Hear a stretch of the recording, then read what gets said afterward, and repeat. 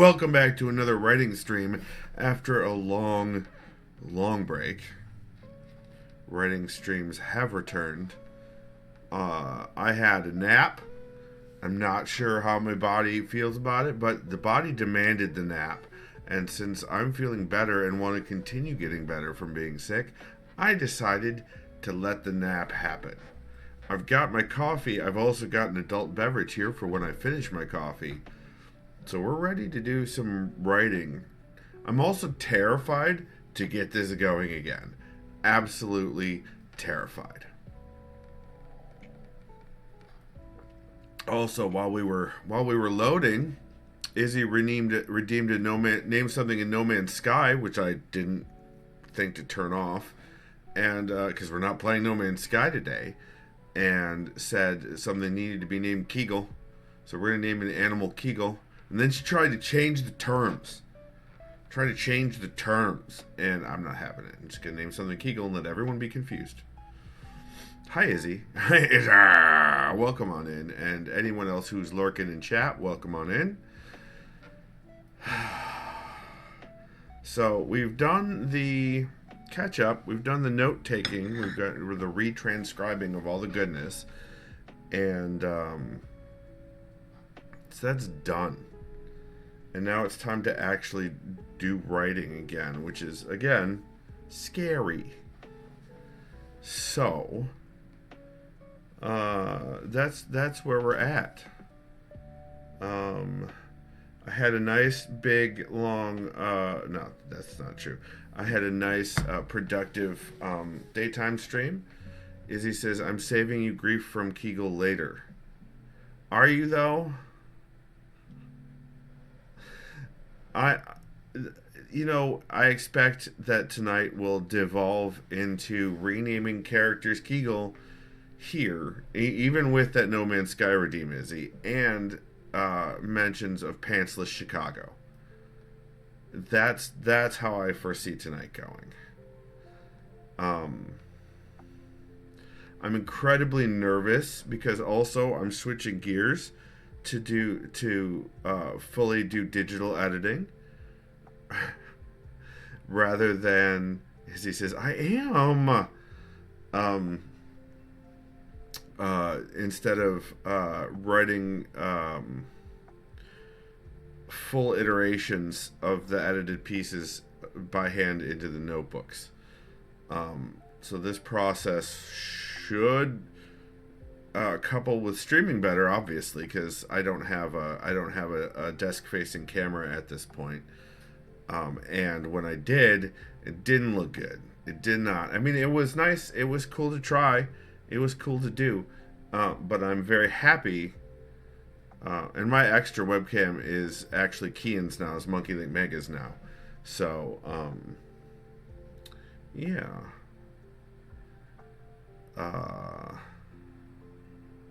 So yeah, that's where we're at. I'm very, very hesitant to push the buttons. And I know I'm being silly. Oh, that reminds me real quick. I need to put the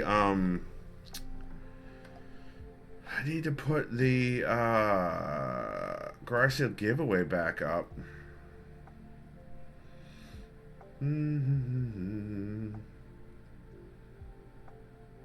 There we are. We're right here. Viewer rewards. And of course, I'm recording this so that everyone gets to deal with that in the VOD. You're welcome, YouTube watchers. I hope you love this. Me puttering around and possibly attempting to avoid writing, rather. Let's see, mark this one as complete. Then we want to add a new community challenge. Actually, we want to delete this one first. And then create a community challenge. Garage sale giveaway. The winner of a dice roll receives their choice of either... I still have it here. The Spider-Man Homecoming DVD. A DVD of Spider-Man Homecoming, or game from the list. Enter goal amount 10,000. 30 days max, so we'll do that. Create. Start. Okay. There we go. So, that's back up. Let me make sure it showed up properly, because who knows anymore. Remember, a dice roll receives their choice of either DVD, Spider-Man, Homecoming, or a game from the... Yep. It's there. It's there. So if people want to spend their coffee beans, they can. Okay, fine. Okay, fine.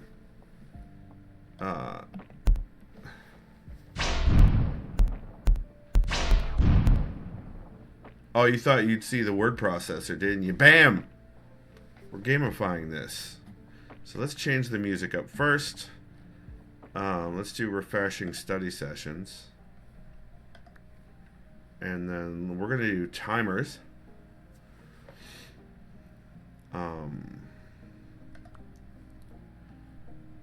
We're going to do 30-minute sessions with 5-minute breaks. I think that'll do it. And we want to we want to add more sessions. How do I add more sessions? That's cool though. How do I add more? Here we go. 4 is 2 hours plus breaks. So let's get that started. And here we go. And then we're going to open chapter 1. Oh wait, we got to make sure. I'm not sure if which one this is. So we're going to open. Oh, it is. It's the right one. Okay. So we're going to do some editing. We've already done some expansion here with Natalie. We added Natalie into the very beginning. Can you guys read this? Izzy, can you read this okay?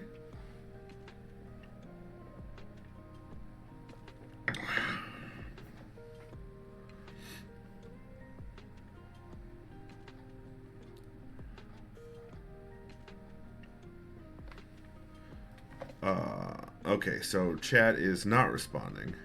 That's fine.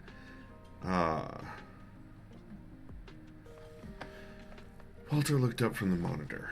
Lightning flashed outside the windows, casting the tiny office as a negative image for him to blink away. Space Pickle, hello! You just got here. Welcome. To hear chat's not responding. Well, now it is. Izzy says, yeah, better if I was on a computer. Fair enough. Alright. Space Pickle, are you on a computer or are you on mobile? I need to know basically if the text is readable on a computer.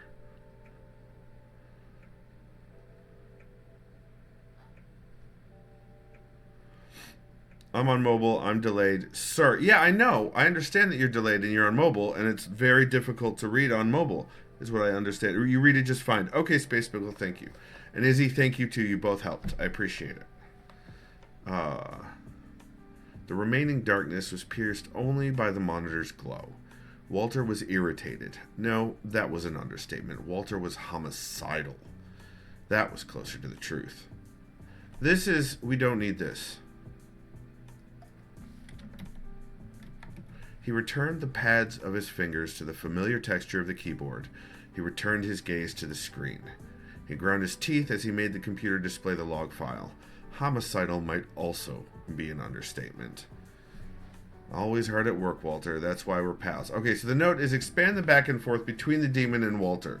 I did do that a little bit here, but I think it needs more. So let's read through what we've got, and I'm going to see if I can find a spot where I can add a little bit more in, because I only added a few sentences last round that I did this when I expanded the back and forth. So also, what is this? What options do I can resolve them? Nice.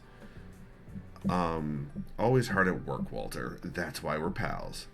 The gravelly voice from the doorway did little to cool his anger, but it did put it in check. Aside from our little pact, is tonight the night that I go free? The hulking form entered the claustrophobic office, walking as if it caused them pain. Also, it was pointed out to me that so far in this series, the only non-binary character is a bad guy, is a literal demon. Shit. So I don't know how to respond to that yet. In fact, I'm going to put another note here. The only non-binary character so far in the series is a literal demon. This needs to be addressed. There we go. Okay. So we're gonna do the back and forth first, and then we'll do. I need to spend more thinking time on how to resolve the non-binary thing. I figured as a demon, it had no gender, but also, damn it, you know, I'm not looking to vilify NBs. I'm not. That is not what I'm trying to do. Space Wheel says, are they a fully fleshed out character or a flat archetype, you know? They are about halfway in between. Space Pickle, to be in complete honesty, they don't exist at this point beyond Hunter's, beyond Walter's use of them. However, there are little glimpses throughout this, and that may expand as we expand the back and forth between the demon and Walter. Well, my feeling is that the difference between the two matters when it comes to to representation as a bad guy. That's fair. That's fair. Absolutely fair. Space Pickle. Cool Eagle, hello. You're not famous. No, that's not correct. Since the character of the demon is not fully fleshed out. No. The difference between a true dimensional set piece and a fully fleshed out character of the demon is important here. Also, I do feel that, like, if they represent a genderlessness that is more like an object or a force, that is also different. They do not. They do not. But that is a good point, Space Pickle. Welcome on in, Cool Eagle.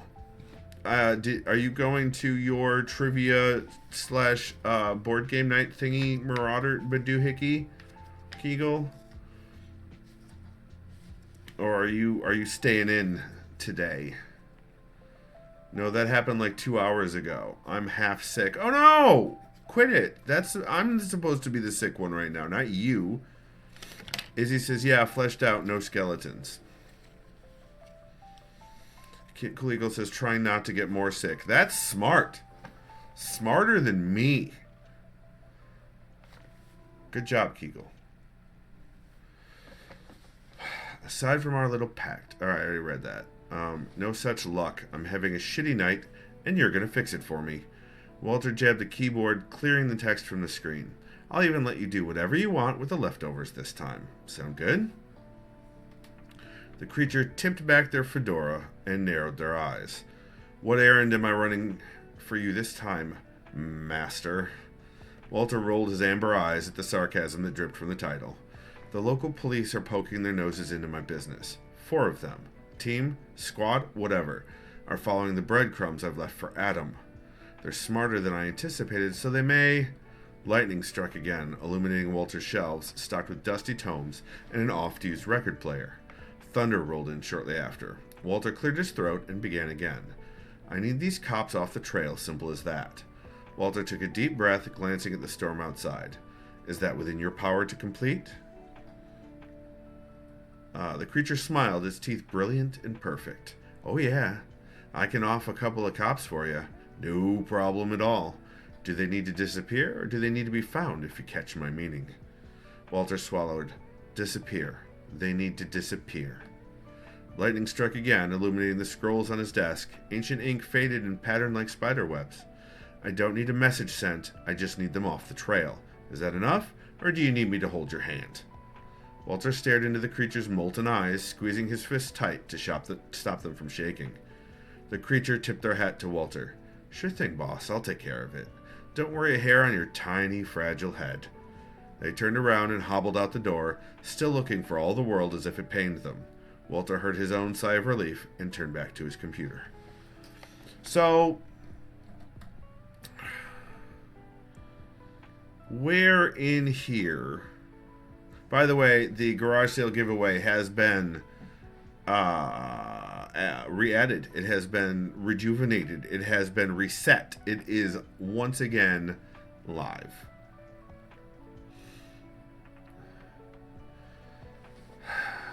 So,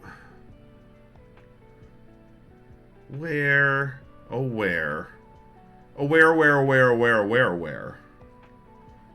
I going to add more?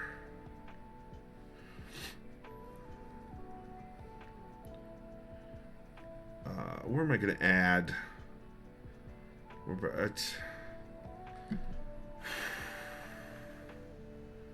That desire to do literally anything else, like get up and clean in the house, or do any tech thing, or play a video game, just like came over me in a wave. Wow.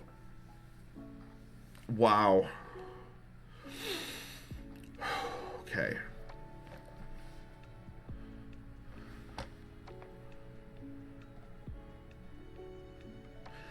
Is this enough between Walter and the demon? There's a lot of short sentences doing a lot of heavy lifting. Izzy says, so you don't want to do this, or you got to rush doing this? No, so part of me definitely doesn't want to do this. I am terrified of both not being a writer and of being a writer. So there's a lot of emotions tied into this, and there's a whole lot of leftover bullshit I haven't fully worked through from the marriage that revolved around writing between the two of us. So there's a lot of emotional baggage. There's a lot of this is my lifelong dream, but also I'm terrified of doing it. So there is a lot where my brain is telling me and my anxiety is telling me it would be just easier to ignore it. Right, exactly, Izzy. I'm trying to work past that baggage. So there's a lot, that is in my brain is telling me it would just be easier to go do something else.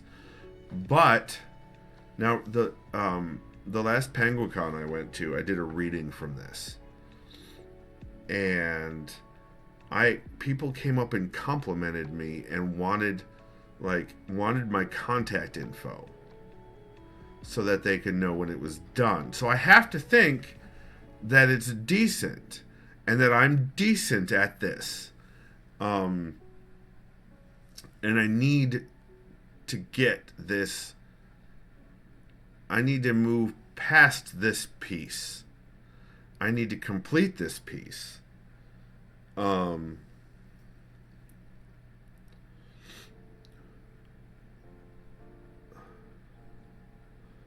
Does that make sense, chat? Does that make sense, you guys?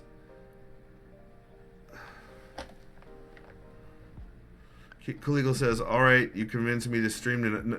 All right, well, great. Thanks, Cool Eagle. You don't have to stream, Cool Eagle. You can stay here. It's fine. Do I have the rough draft done? Yes, that's what we've been editing, Izzy. Yes, that makes sense. Okay. Don't give me another distraction, Cool Eagle, but if you want to stream, fucking stream, dude. But I'm not trying to push you out. Man. Alright, so I don't think... Now, I do err on the side of brevity. So making sure if you're cleaning or adding. I see, yeah, no, so we're going through an editing. And the thing the note that we're addressing. We're addressing the notes that we added throughout from the old videos, from the old writing videos. None of the notes, by the way, say anything about changing the character's name. Just gonna put that out there, or anything about being pantsless. So Kuligo says it was more of a bleh. I feel like not doing it, but you pushing through makes me want to do it too. Well, fuck yeah, Kegel. Powers activate. Form of streamer nerds. Yay! Uh-oh, and Monkey's texting me. What is up, Monkey?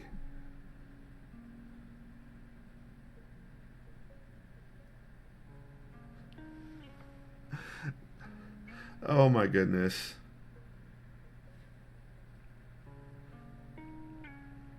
Izzy says, Kegel, your abandoner role has been rescinded for the night. Oh, well, I tried. Keegan says, I'll catch you later, Skippy. Good luck on the writing. Well, good luck on the streaming, my friend. If we end before you do, we'll raid on through.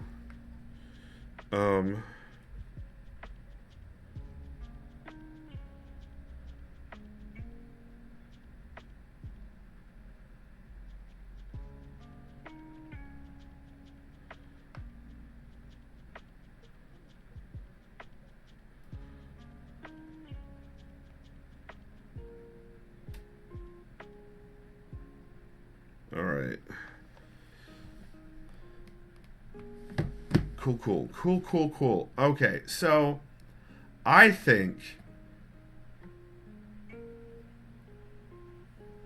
don't think we need to expand this any further. I think that there's enough hook here. I think there's enough. I think there's enough here to hook readers' interest about Walter and about the demon.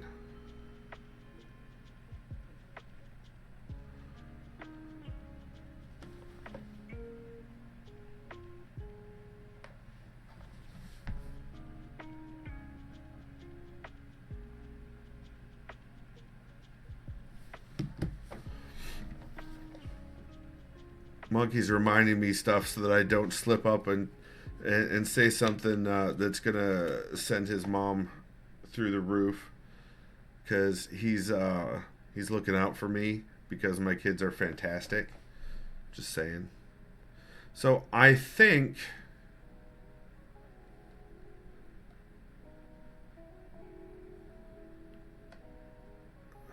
should I italicize master? No.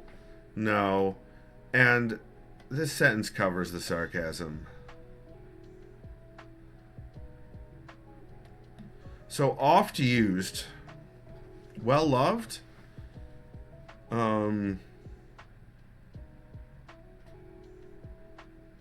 Oft used is a phrase that seems a little bit archaic. It might throw a reader out. Not a phrase, I guess. It's a phrase. I think. I think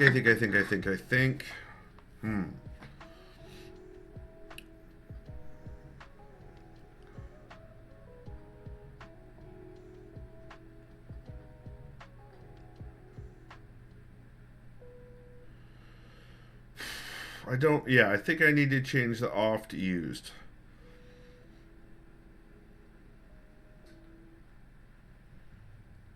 And a well-loved record... No, and a,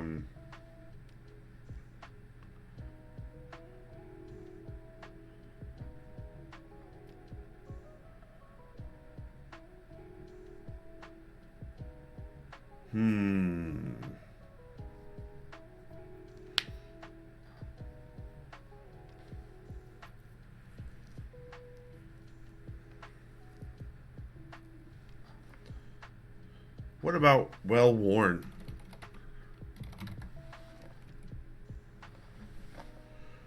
Well-worn. Oops. Lightning struck again, illuminating Walter's shelves, stocked with dusty tomes and a well-worn record player. Walter cleared his throat and began again. It shows that Walter's not fully in control. That and the clenching of his fists. But this bit definitely shows that he's trying to project that he's in control. And Walter and the demon show up for a very short time in the previous book. They're referenced in a dream. So these are not new names.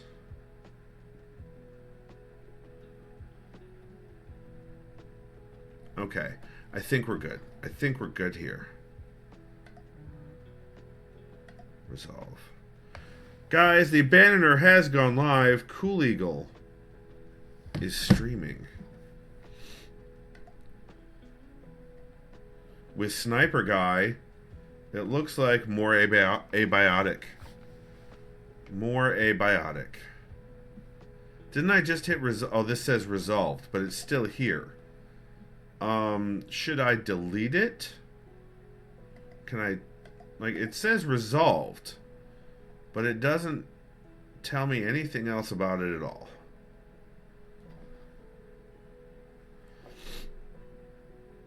Okay. Now I know how that works. I figured it would disappear. Like it would become hidden or something. I can delete it, but I don't necessarily want to delete it. No, you know what? I actually kind of do want to delete it. That's way more satisfying than marking it as resolved. And we'll come back to this one. So let's go to the part where Natalie... So this was another part that I was working on adding. Because Natalie began to be referenced later through the book, and probably about halfway through, which was too late, I thought. Especially since the scene with the demon here stuff and the bodies in the trunk of the big ass car was is where she should have died. But the demon lets her go. So this bit tells us, or shows us rather, what happened with Natalie. What happens with Natalie to set her up for later. Natalie poked the screen of her phone and shook her head with a grin. The call had been fine, but it was obvious that her sister was in some kind of trouble. She'd likely been in it for quite some time, and for all of... You don't start a sentence with a and. She'd likely been in it for quite some time. For all of Nat's poking and prodding, she'd yet to get Susan to tell her what was going on. Shoving her phone in her pocket, Natalie headed back inside the late professor's home.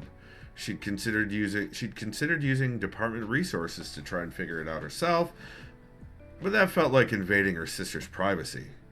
The last thing she wanted to do was risk losing her sister's trust. At the same time, she worried. Natalie mulled over her options for the millionth time as she took the stairs down to the old house's basement. She tried everything from plying Susan with hard-to-find camera lenses to directly asking her, and nothing had worked. The longer it went on, the more concerned Natalie was becoming. Sooner or later, she'd get Susan to spill her guts. Hopefully, it'd just be a matter of time. Okay. Either I'm having a hard time picking up on Natalie's voice as a cop, as an investigator here, or this just, I'm just not, like, either this issue is with me, or her voice seems a little generic here. Not like generic machine spirit generic. I mean like generic as in bland generic. Let's keep going. Orange light flared ahead of her near the bottom of the stairs, followed by the smell of smoke. Before she finished taking the next step, her gun was drawn and its safety was off. She crouched, creeping down the rest of the stairs. Alright, so let's do... So this bit is to address this. Well, the beginning of this. For the love of all that's cheesy, how did Natalie escape the demon? Why is she not in the trunk with her teammates? This is where Natalie escapes. Okay, so I added to it. Escapes / hides / is let go. Because the demon is, oh my god, is transporting the bodies for disposal elsewhere. So, where is this? How did the fight go down? Was there even a fight, or were they all taken by surprise? Was it a baited trap that Nat was late for? If the demon watches Nat's mind break, they will dismiss Nat as having been silenced. That's how she'll get away. Maybe a recently passed anthropologist professor's base. Okay, so this is me literally mulling through what I want to do here. Anthropologist professor's basement that had one of the scrolls with the spiderweb letters in it. Nat had stepped outside for a phone call with her sister and returns to see the massacre happen. It was a dead end. Other than the scroll, so they were about to give up anyway. Maybe the trauma combined with the scrolls break her mind in a very specific way, or is that too much? Is that portraying the snap too flippantly? Use a sensitivity reader and for fuck's sake take their advice. Yeah, that I already have a sensitivity reader in mind. Rather than a psychological break, could Nat's situation be caused by the demon's otherworldly origin? Things get funky when Adam is around and people get changed. Why not also with the demon? Well, I have since answered those questions for myself. The demon isn't here of its own volition, of their own volition. They should not be in this world, and it's obvious and clear, and it's very much like when people encounter Cthulhu and understand that Cthulhu does not belong in like a three-dimensional limited world, and it's when you understand that your mind breaks. That's similar to what happens here.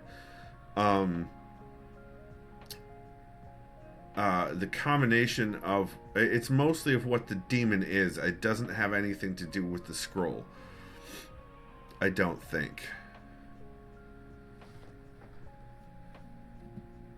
Smoke clouded the room, making Nat's eyes water. A hulking form stood in the middle of the basement. Now, and that's what I refer to them as earlier.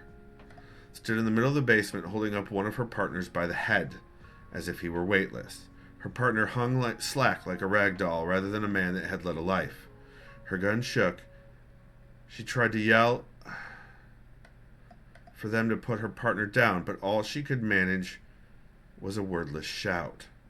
Okay, that needs to be period.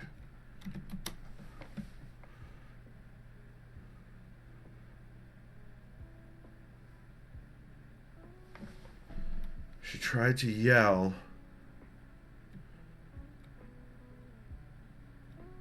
This is clumsy. This sentence reads clumsy. She tried to order. She tried to...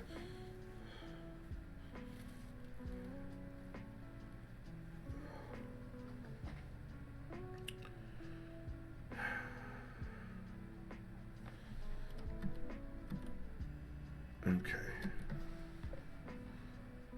But all she could manage was a wordless shout.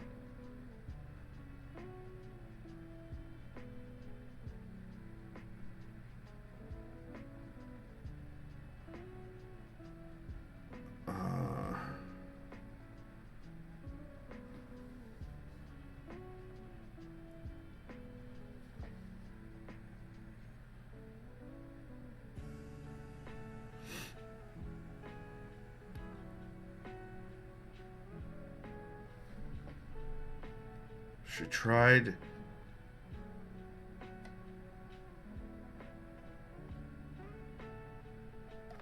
to bark in order to put her partner down, but all she could manage was a wordless shout. Oh. But all she could manage was a wordless shout. The figure turned its head to face her, and she saw 2 points of red flickering light where eyes should be. A gravelly voice echoed through the smoke.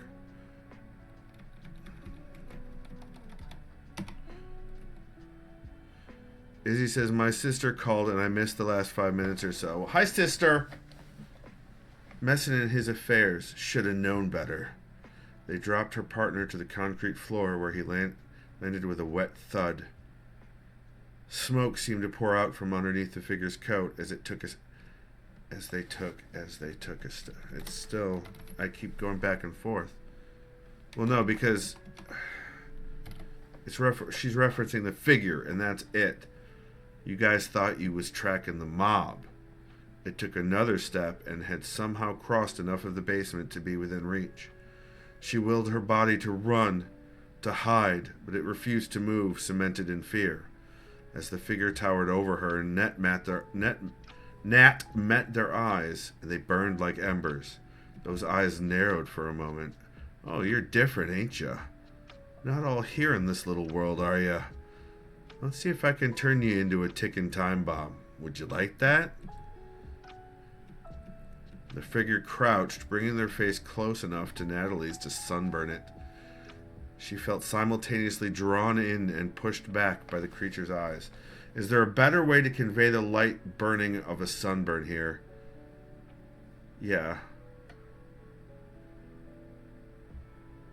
Close enough to Natalie's to just burn it.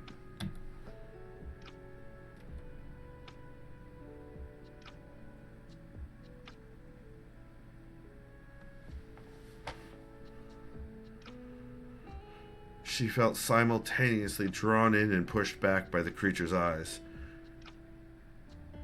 Shouldn't blink and what?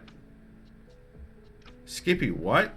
Shouldn't blink, and tears made sooty trails. Hey, 5-minute break time. Alright, guys. Alright, guys. That's the first session done. That's the first session done. How's your sister doing, Izzy? Let's move this down so it's not being hidden by my face. How's everything with your C-store? I hope it's good. Stand up. I'm gonna shake out my legs a little bit here. I'm gonna get my headphone cord caught because of course I am. Shaking out the legs, popping the knees. Alright. I had my mediocre pad thai leftovers for dinner, and they were absolutely dinner. It was better than day one, like, because, you know, second leftovers leave time for the flavors to sort of integrate, but also they weren't great. It wasn't great. So Izzy says she's doing good.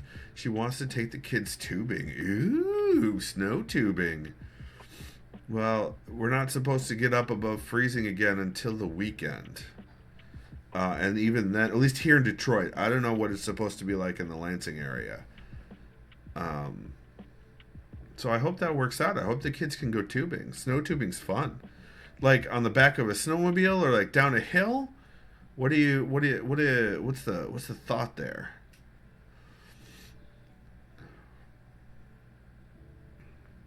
I'm interested.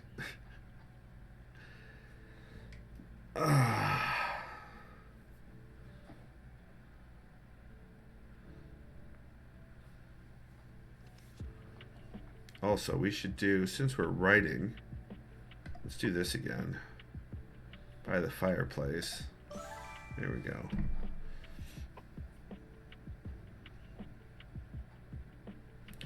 You can see here it's snowing outside. I'm back out there. I don't think we have any new... Nope, we've got all of them.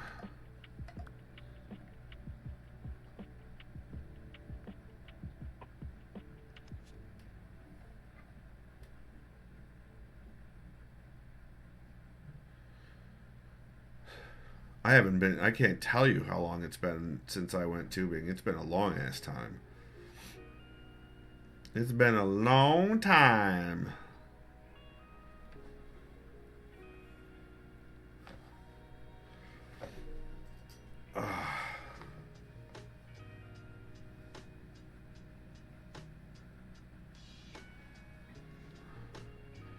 Hubby just got home so mentally sidetracked. You're getting all kinds of sidetracked today, Izzy. You've got distractions coming from left, right, and center, as they say. Amazing.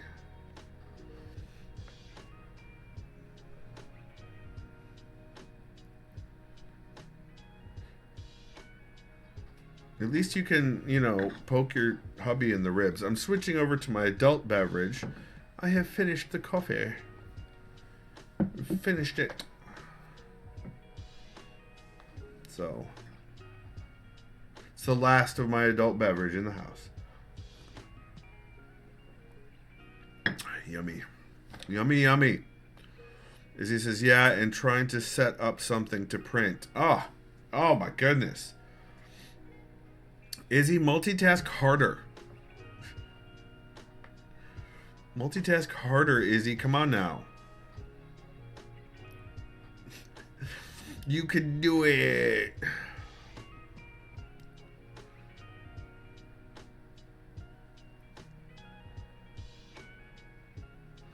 I believe in you.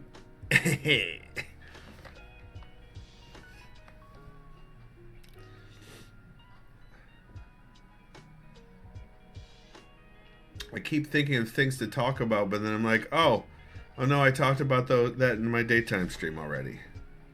I did that already.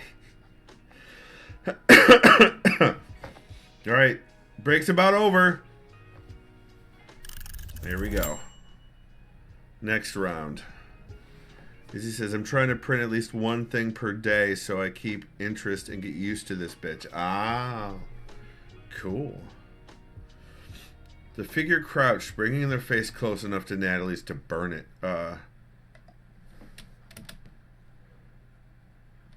Did I mention the heat? Like the smoke, yes. Smoke seemed to pour out from underneath the figure's coat as it took a step toward her. You guys thought you was tracking the mob. It took another step and then somehow crossed enough of the basement to be within reach. She willed her body to run, to hide, but it refused to move, cemented in fear. As the figure towered over her, Nat met their eyes, and they burned like embers. Like, yeah. They burned like...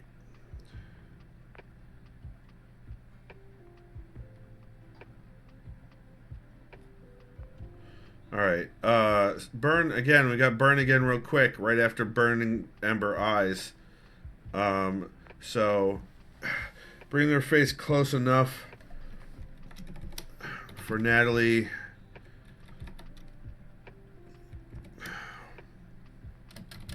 to feel the waves of heat rolling off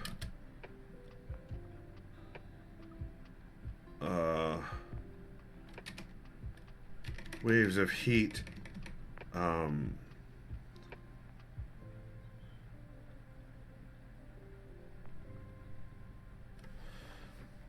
now picturing the Thriller end of the video, stepped close. I haven't seen the Thriller video in a long time, Izzy. I don't remember how it ended. Figure crouch, bring their face close enough for Natalie to feel the waves of heat.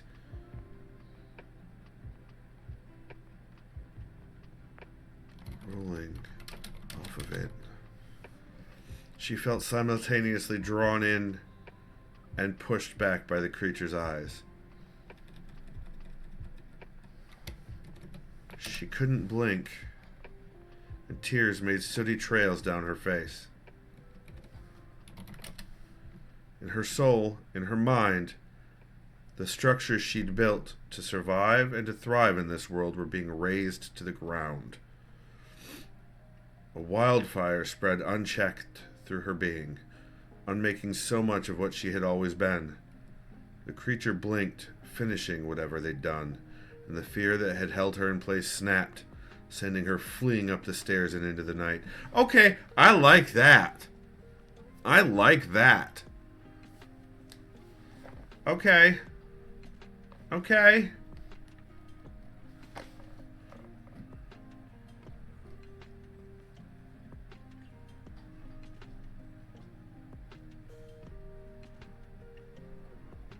Okay. I like that.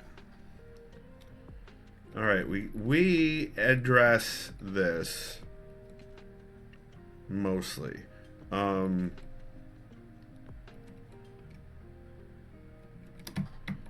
Use a sensitivity reader for Natalie. And for, yep. There. Also, I want to add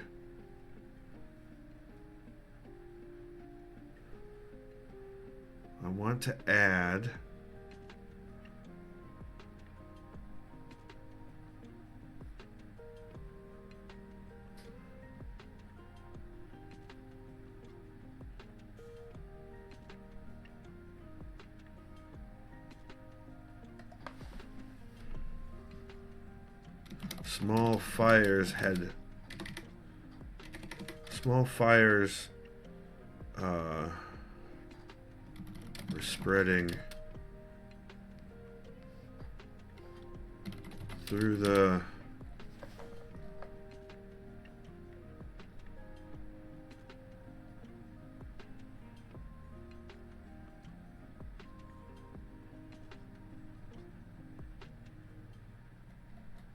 hold on.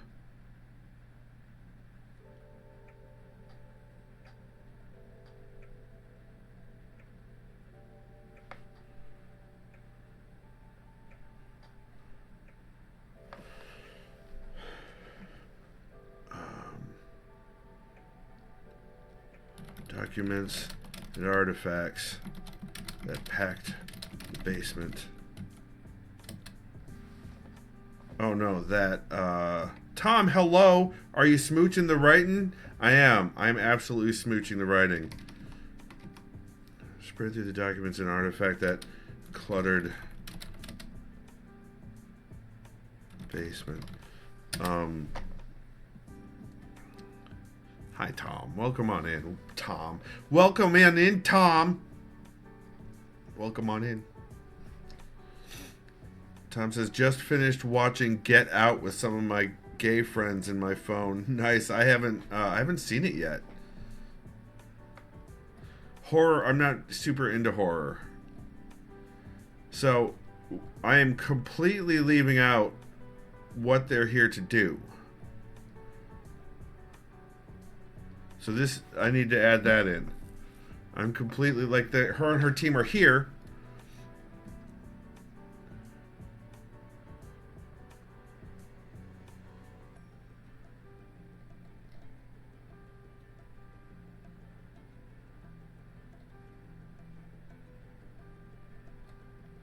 On the other hand, she worried.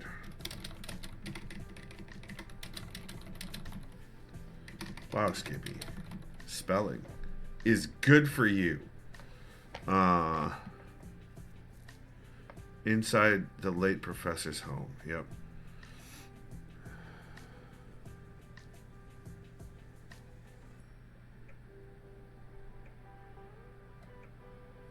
All right, so I need to find a way of let's save it. 'Cause we made a bunch of changes. Izzy says, "Oh, I should go find a tentacle to 3D print and send it to Tom." Absolutely. Treya says, "Everyone can relax. I'm here." Oh boy. Hi, Treos. Or don't. It's your choice. Fair enough. So we need to make clear here why Natalie's team is here. Like, the demon mentions it, sort of.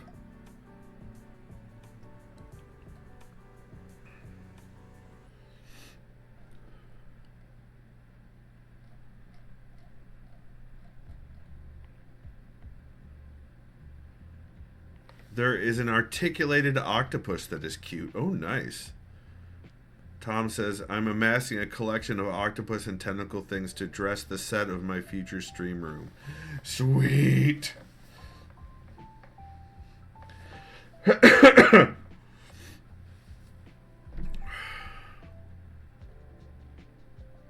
do I communicate that here? She just gets off a call with her sister.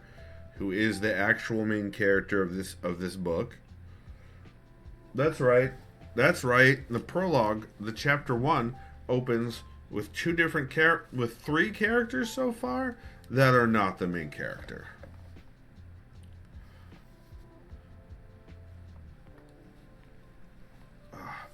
So, Meerkat, welcome on in to a writing stream. Hello. Hello. I'm getting over my nonsense and doing it. And doing it.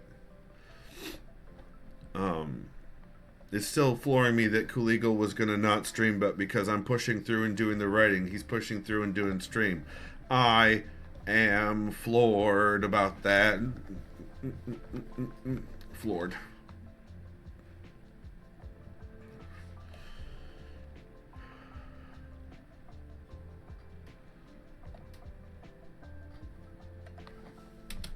Her job. Our key is on the fritz again. How dare you, keyboard?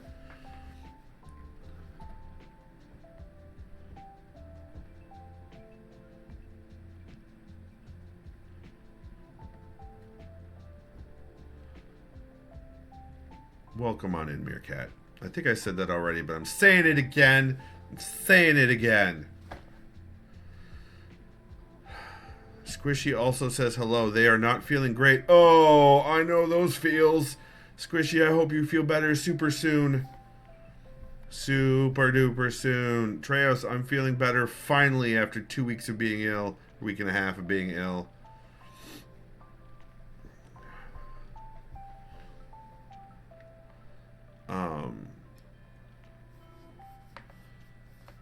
And I have an interview with the state of Michigan tomorrow.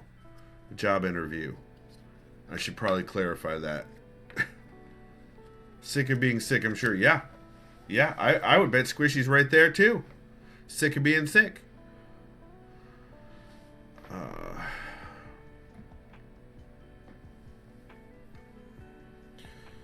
I feel like everyone's trying to get in at their respective state governments for jobs. I applied to a single state government job a while ago, and they finally got back around to me, and yeah, they're generally good jobs.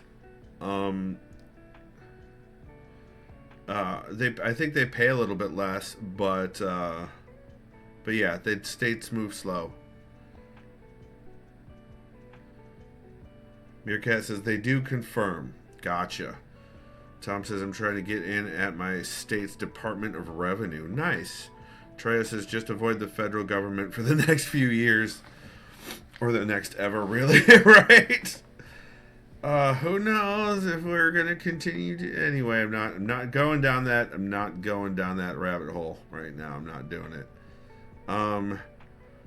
Meerkat says Squishy Sick means they are running Yoku's Island rando speedruns. What's Yoku's Island? Is that like Yoshi's Island?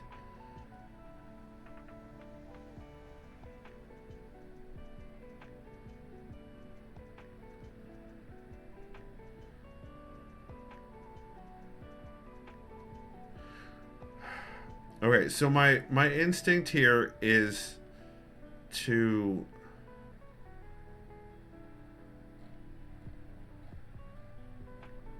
Like, why are they at this house? Why are they in the basement? Natalie has a gun. It isn't clear that she's a cop and an investigator, except that they mentioned cops earlier in between Walter and Walter and the demon. Is that enough to make it clear that and then she's talking about her partner? Is that clear enough? I wonder. I've been corrected. The game is called Yoku's Island Express. It's like a pinball Metroidvania. Oh, cool. I haven't heard of it. Mustache hair, why? Mustache hair, why? Okay, I'm better now for a little bit, at least. Like, I think I make it pretty clear, and then it's going to be reinforced later down here.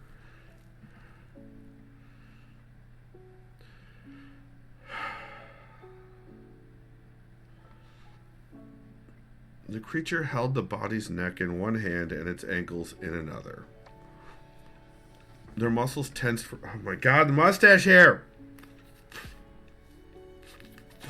There's a loose rando mustache hair. Meerkat says, curse their sudden but inevitable betrayal. Yup. We shall call it this land. We shall call it your grave. Curse your sudden but inevitable betrayal. I may be a fan of Alan Tudyk. I don't know if that's clear. The creature held the body's neck in one hand and its ankles in another. Their muscles tensed for a moment, and the body folded in half with a crunch. They stuffed it with its two compatriots in the trunk of a decades-old luxury car. The fourth was as good as dead anyway. There was very little chance she'd cause Walter any trouble. That's not foreshadowing! Treya says, Tudyk is pure awesome. I trained at Juilliard and I'm playing a chicken. They slammed the trunk lid closed, chortling. I love this word. Chortling. I love it. You can't convince me it's not sweet and awesome and great. So there. Chortling. What ashes remained of her...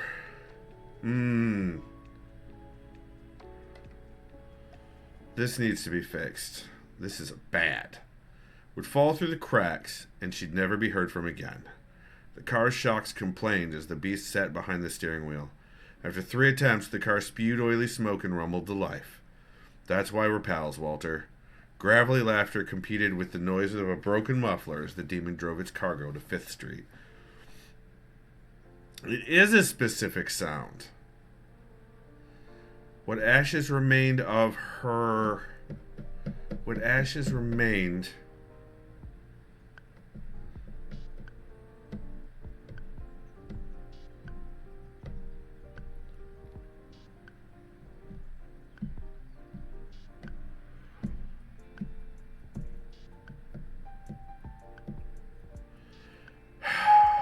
Don't like... Okay.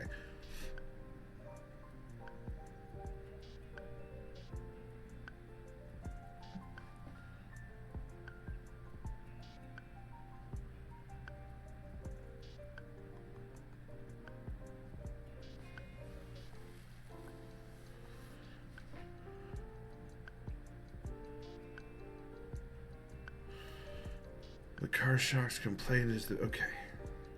What ashes remained... What if we just got rid of her being? What ashes remained would fall through the cracks and she'd never be heard from again. Again, I have an issue with being too brief. With being too brief. My instinct is to delete rather than to add. However... all of this is added stuff. So I'm trimming down what I added earlier, I guess, is more accurate. The creature held the body's neck in one hand and its ankles in the other. Their muscles tensed for a moment, and the body folded in half with a crunch. Guys, I don't know if it's clear, but I dislike editing. They stuffed it with its two compatriots in the trunk of a decades-old luxury car. Okay.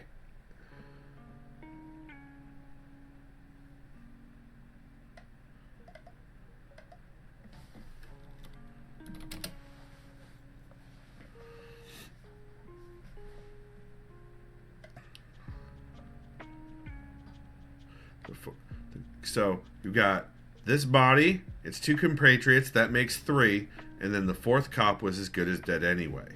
There was very little chance she'd cause Walter any trouble. They slammed the trunk lid closed, chortling. What ashes remained would fall through the cracks, and she'd never be heard from again. The car shocks complained as the beast sat behind the steering wheel. After 3 attempts, the car spewed oily smoke and rumbled to life. That's why we're pals, Walter. Gravelly laughter competed with the noise of a broken muffler as the demon drove its cargo to 5th Street. And again, we've switched back to it. instead of them, and I'm glad I have the note. We need to figure this shit out. I need to figure this shit out. Stopped the car next to the curb and slammed it into park. Learning how not to break things had been difficult, but that wasn't a big deal when it came to doing tasks for Walter. They heaved themselves out of the car, circled around the front, and tossed their coat and hat onto a dew-soaked, weed-infested lawn. They smiled at the fire hydrant. Irony was to them what chocolate was to humans. The demon unfolded their many-jointed legs and straightened their hunched spine. They looked down on the car from their 10-foot height and smiled their perfect smile. The demon circled the rear of the car to get to its gas tank. This is clumsy.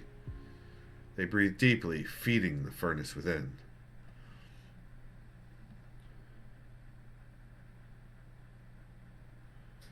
Cracks became apparent in their skin as the orange glow of stoked embers radiated from underneath.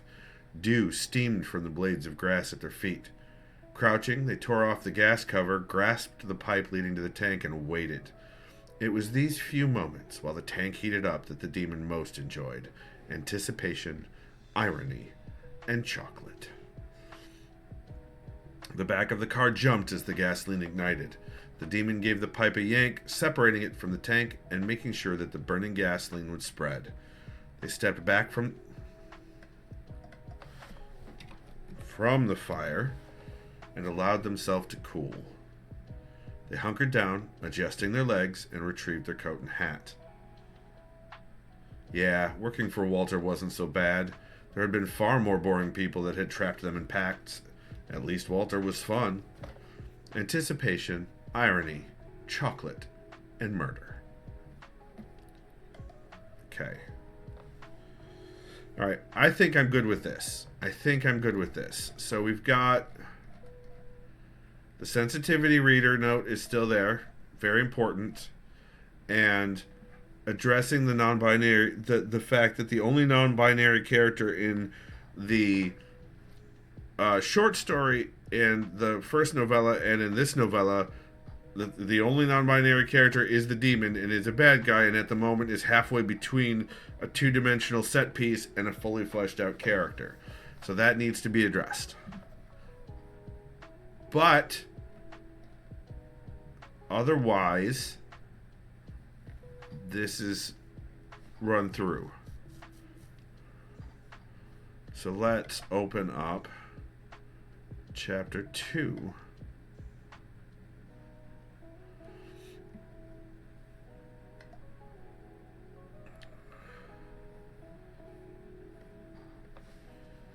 Alright. And close this one. Well, no, we'll leave it open for now. Let's see what we got here. Okay.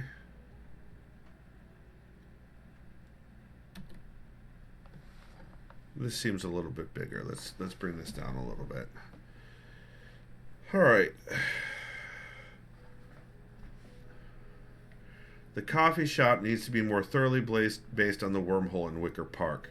That neighborhood fits Susan like a glove. Yup. So let's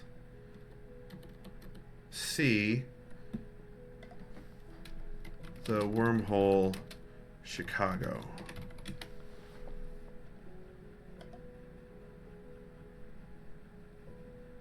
Apparently still open. Yeah, I don't want you, Yelp. I really enjoyed this place when I went to Chicago, you guys. Really, this is the main area, the front area. The Macs are gone. They had a bunch of old Macs around. Oh, Squishy says, "Go you, yay progress." Thank you, Squishy. Thank you, Squishy. You can see that this is an actual DeLorean back here. Like, this is a real life DeLorean. Full size. Back here. Cam, I did. Hi, Cam. Hi, Cam. I don't know that I have any pictures.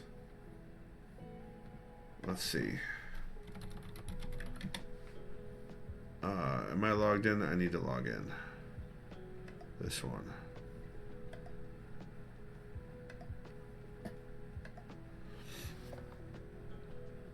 You were asleep, then my leg cramped. Oh no! Quit it! Wanderings. Do I have... There's a young Skippy. There's a young Skippy in San Francisco. There's Cleveland. There's more San Francisco.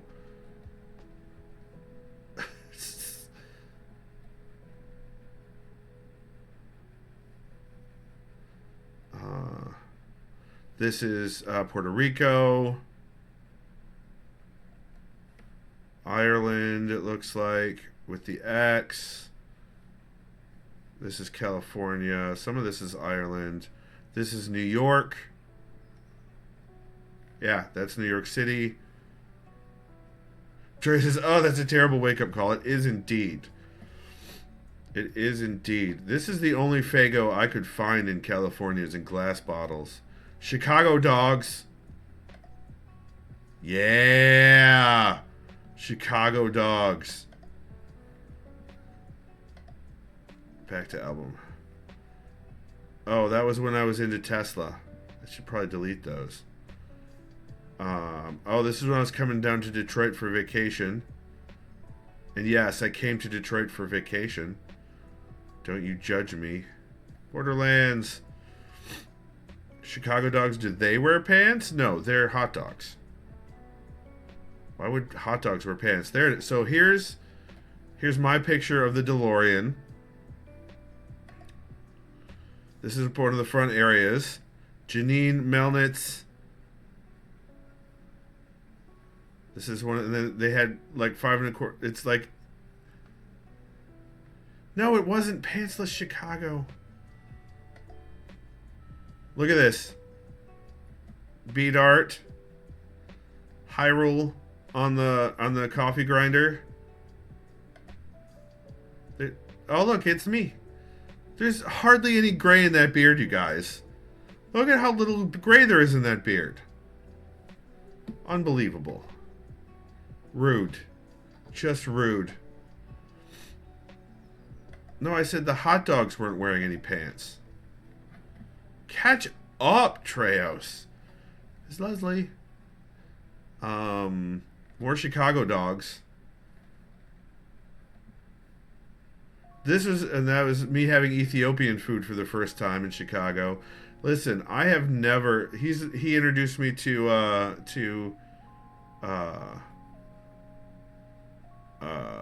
Ethiopian food. Also, though, it's his fault that he enabled me to go try Malort. So there's Bob's trailer, barbecue trailer. But anyway, so we found the pictures.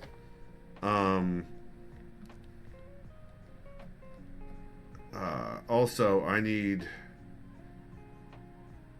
to keep this open for later. But yeah, so this is the coffee shop that I didn't know I was needing when I wrote this originally. I couldn't decide if it was like a coffee bar, a coffee shop, what was going on. But this place this place in what's the neighborhood? Hold on. In Wicker Park. It's perfect. It's perfect. So this is the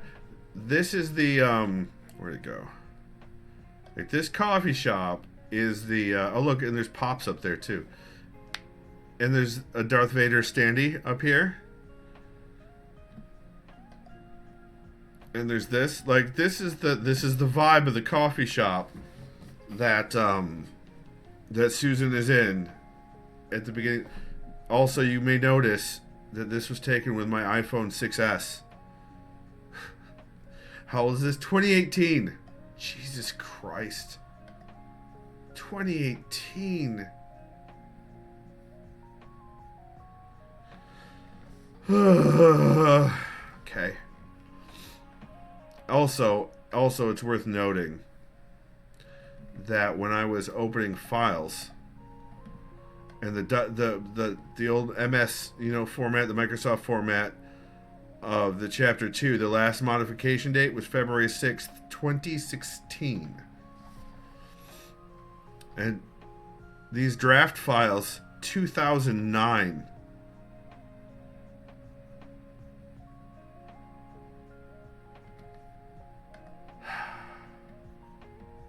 I need more of this beer.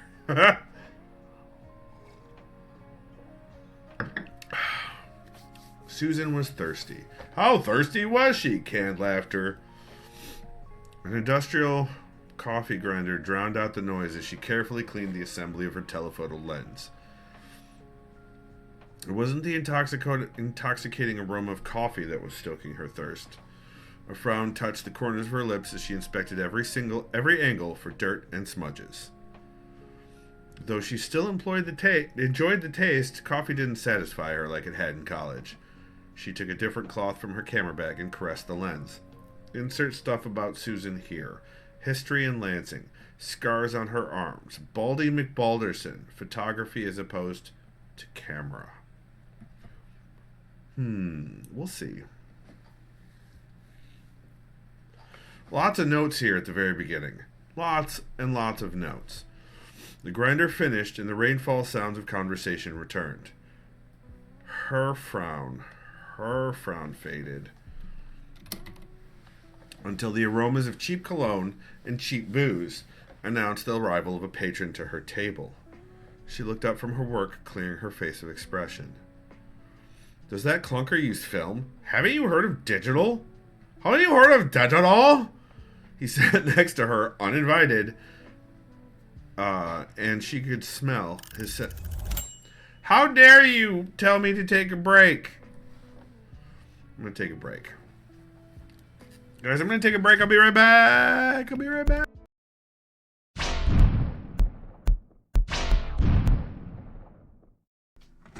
And it closes. Oh. This is all dug out by hand. Nice. It was just stone. Oh no! Oh no! I broke it. My boat is under the ice. Pickle is having a stroke. Apparently. Consummate V's. Oh, it's a... Oh no! It's a... Oh...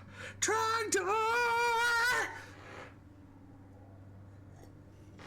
Oh, you tarnished. I am not... No, I don't play Souls games because I, like myself. So I'm kidding me, horse. Get that off the track! Oh, it's a bait. No, no, don't. Get off the track. Get off the track. That's what you get. I got a horse meat for dinner. Look at that sunset. Look at that sunset. It's so nice. Look at that. Look at the sunset. So since the people I would normally take... while in the midst of speaking the thought, it is gone.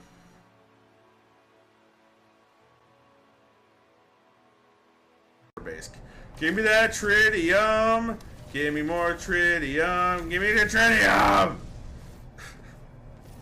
Alright, let's go over here. Let's charge with Atlantalanum. The knowledge stone. That seems like fun. I like words. I sit down and of course I burp. Just immediately.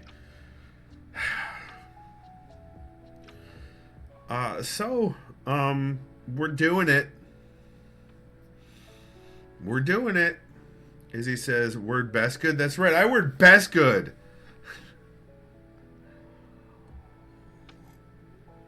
That's right. But we are doing it. We are actually sitting down and doing it. Unfrickin' believable.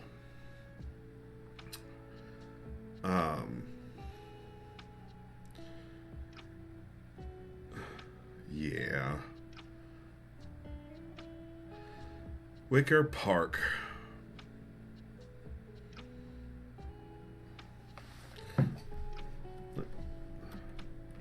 How, how was I this... So little gray. This is... I think this one's in Detroit? I think the Red Hook is in Detroit. I think it's... Or in one of the suburbs. Young and innocent, right? Space Pickle says, I see a Leslie. You do see a Leslie right there. Right there.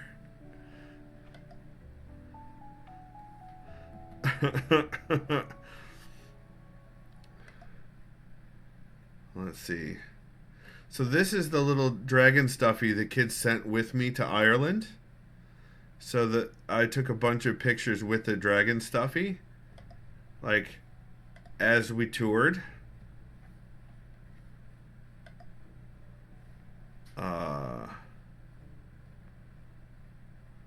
Let's see.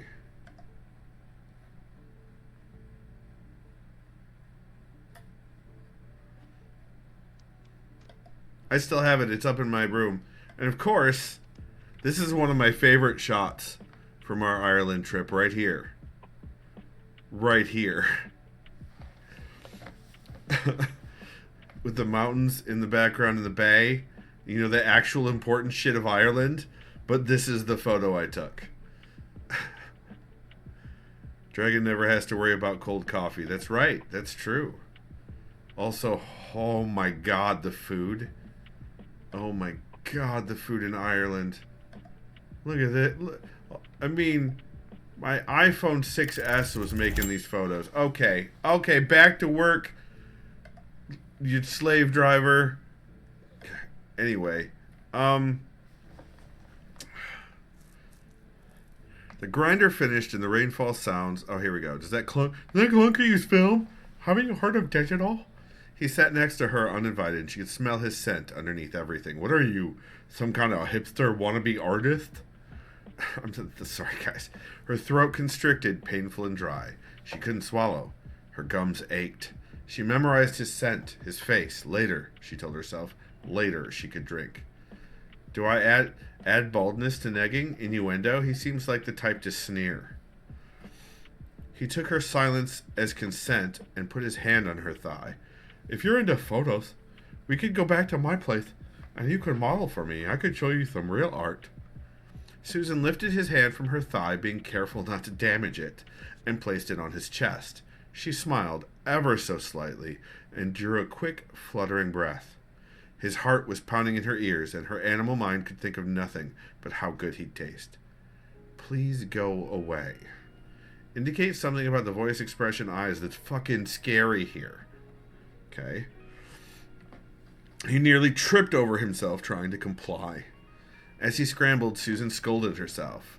When she was like this, she had a hard time keeping her tone in check. Susan lowered each piece of her 50-year-old camera into its home in her bag. She'd have to leave sooner than she'd planned if she was going to maintain control. Rework the sentence to show that she's packing up to leave. Is it automatic? How fast is she doing it? Maybe move the packing up description after her attempts to distract herself. Okay. Her eyes felt dry and gummy. Had she gone too far in pushing back her thirst? She tried to stand up, found her knees weak, and crumpled back into her seat. She tried blinking, but that was an old habit that no longer did any good. If she lost control of herself, everyone here was dead. She wasn't going to take brothers away from sisters, wives away from husbands. Hi, Mosier. Hi, Mosier. Waffles! Hi, Waffles.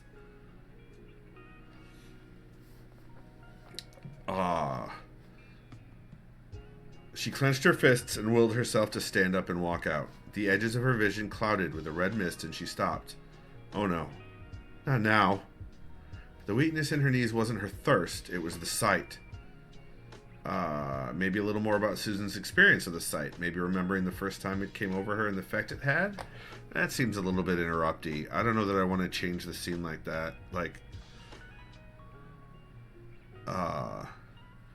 No amount of willpower or running would protect anyone. Is this sentence needed? She opened herself to her mind's eye, knowing that the vision was coming, whether or not she wanted it. Is vision the right word to use here? Okay. whether or not she wanted it. The bass of a motorcycle engine rumbled through the coffee shop. She looked through the glass storefront to see a young man parking his steel and chrome steed in the empty spot out front. That spot was never empty. Alright, so there's a lot of notes here. A lot. And I need to figure out where I want to start.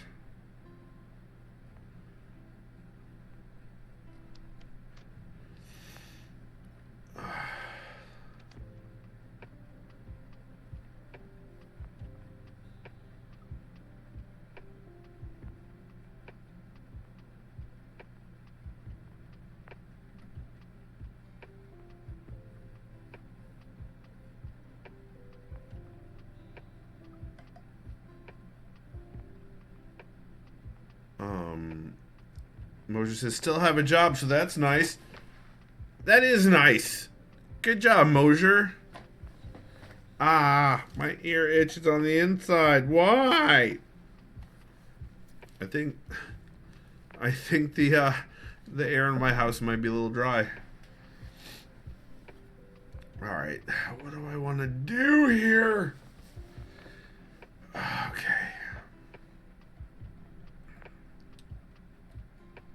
Let's keep reading. Maybe I can get a direction if we keep reading. The bike's chrome glinted underneath the road dirt, winking at her. The metal pinged as the engine cooled, and she counted herself lucky for her exceptional hearing. The moonlight made the leather seat look soft and welcoming. She'd never seen anything with so much beauty, so much detail. Make sure this method of noting the difference between Adam's reality and others is continued throughout. But don't overdo the mentions of extra detail, because that keeps happening. Miss?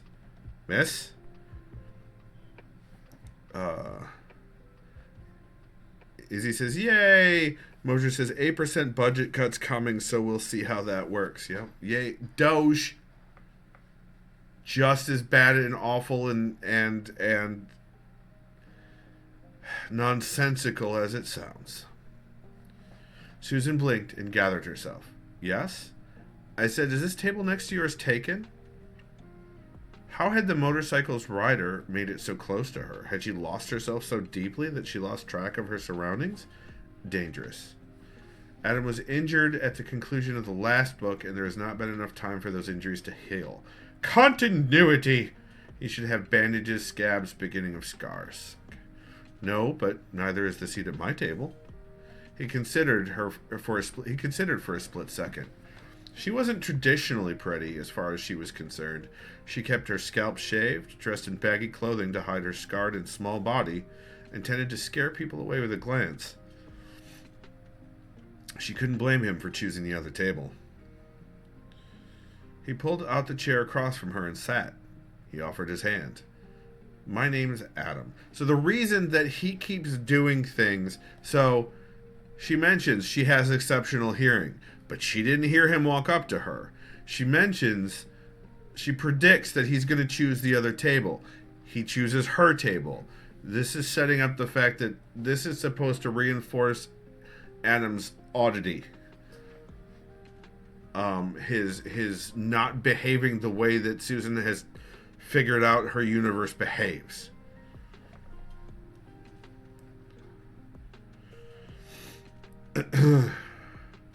He offered his hand. My name's Adam. She took it and shook it. His body heat brought the thirst scouring up and down her throat. I'm Susan. Pleased to meet you. You're from Michigan? Adam held as much compressed detail as his bike did. From his brown hair to the facets of his emerald eyes to his stubble, his face alone could distract her for days. He narrowed his eyes. How do you know that? The license plate on the work of art you parked out front. Adam visibly relaxed. Yeah, okay, sorry. Susan smirked a little bit. Foolish boys had fallen in love with her when she'd done that. And on the run. You are interesting, Adam. Nope, not even a little bit. He ordered a large coffee and an energy drink. I am the least interesting, most mind-bogglingly normal person in the Metro Detroit area. She snorted. That's not saying much. His drinks arrived, and the energy drink was halfway to his mouth when he registered what she said. What do you mean? She rolled her eyes. Don't be so humble. No normal person can survive the infamous zombie hordes of Detroit. Normal for there is extraordinary for everywhere else. I'm amazed you got out. He slowly set the energy drink down. That's not funny. Susan tilted her head, intrigued. Which is fine, because I'm not joking. Color drained from Adam's face. Oh man, you really are serious. He dropped his head into his hands, caffeine forgotten. He mumbled at the table. Your hand was cold. She shrugged. A family trait. He took a deep breath, sat up, and slammed his energy drink in one go.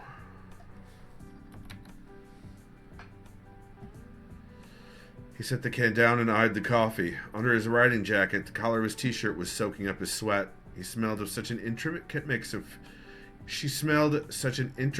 of fear, dread, and trepidation.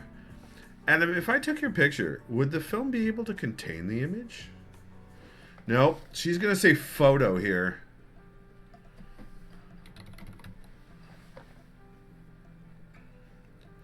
He only shrugged, trying not to look at her. Not 10 minutes into Chicago, and the weird has already started. He sipped his steaming coffee. Look, Susan, I appreciate your kindness, but I should probably find another seat. She smirked. If I were anyone else in my family, I'd be insulted enough to threaten you. She ran her fingers over her scalp, noting that Adam's emerald eyes followed. You'd be safer sitting elsewhere, that's true. She trailed her fingers down the back of her neck and noted the change in his scent. May I ask you a favor first? Susan's idea to ask Adam for help needs to be at least hinted at before here, probably in a vision during her use of the site. These actions seem way out of character initially and need to be supported.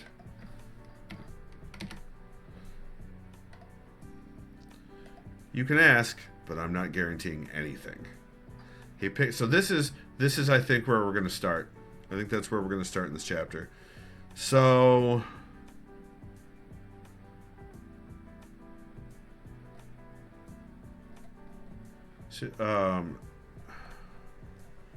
let's go up to the red mist and the oh no.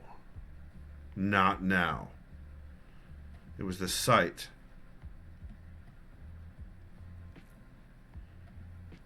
This sentence is not... Oh. This sentence here is not needed.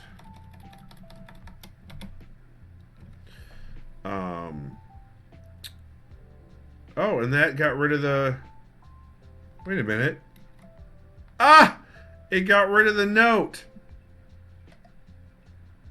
Redo. Nice.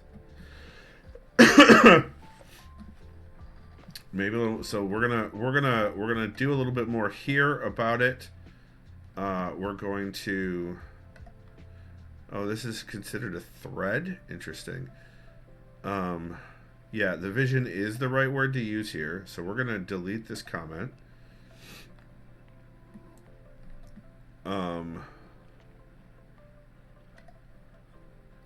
So what kind of vision can we use here? We could set up.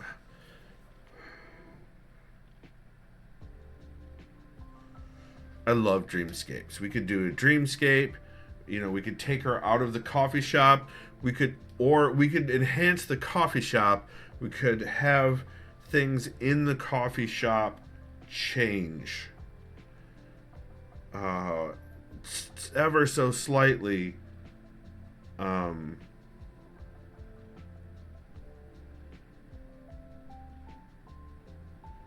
To hint about Natalie.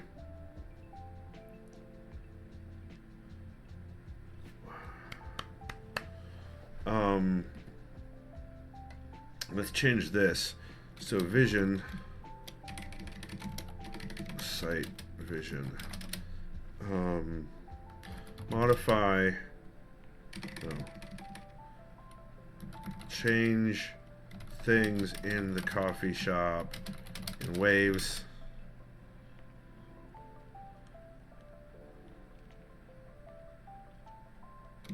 Susan feels Natalie hiding behind or hiding behind or just out, hiding behind things or just out of sight, hears her whispering.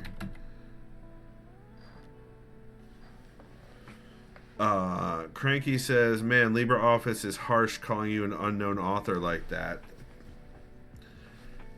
Golf clap, Cranky. Golf clap. Well done. Well done. Hi, Cranky. Welcome on in. Okay. Here's her whispering. Bam.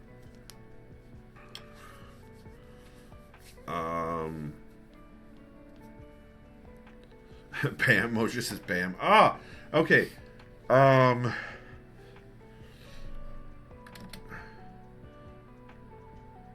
Red haze changes the light.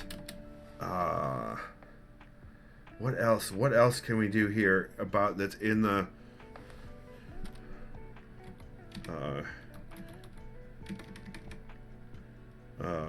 old Mac keyboards start clacking.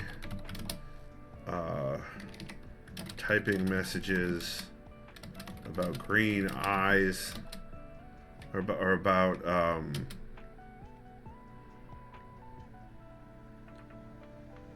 Nat needing help. Or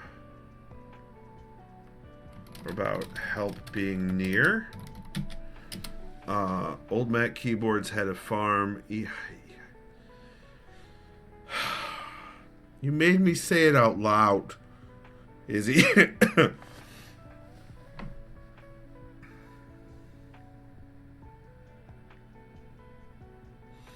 So close. Oh my god. Okay. Cool.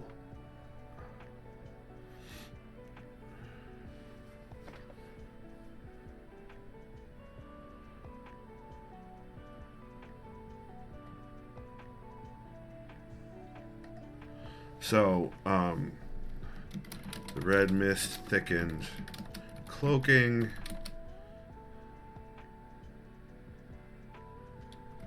Coffee shops. Nerdy kitsch.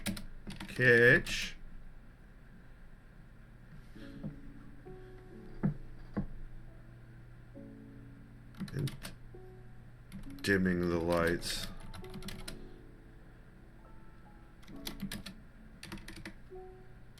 Susan's eyes darted between the bead, pressed bead artwork for sale, the time machine up on the shelf, up on the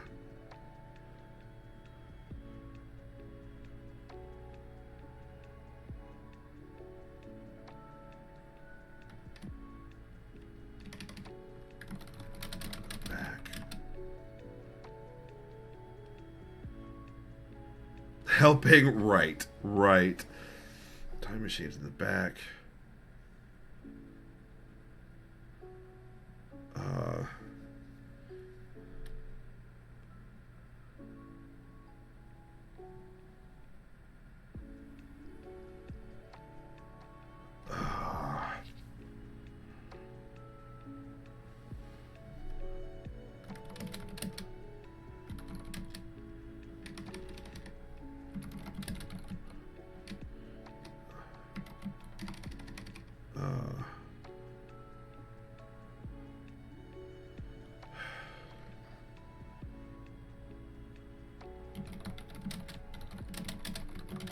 Everywhere she looked, she saw Natalie out of the corner of her vision, of her eye.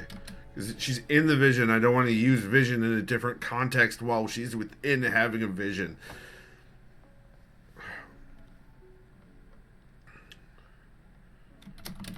sister kept ducking out of sight just before Susan's eyes could focus.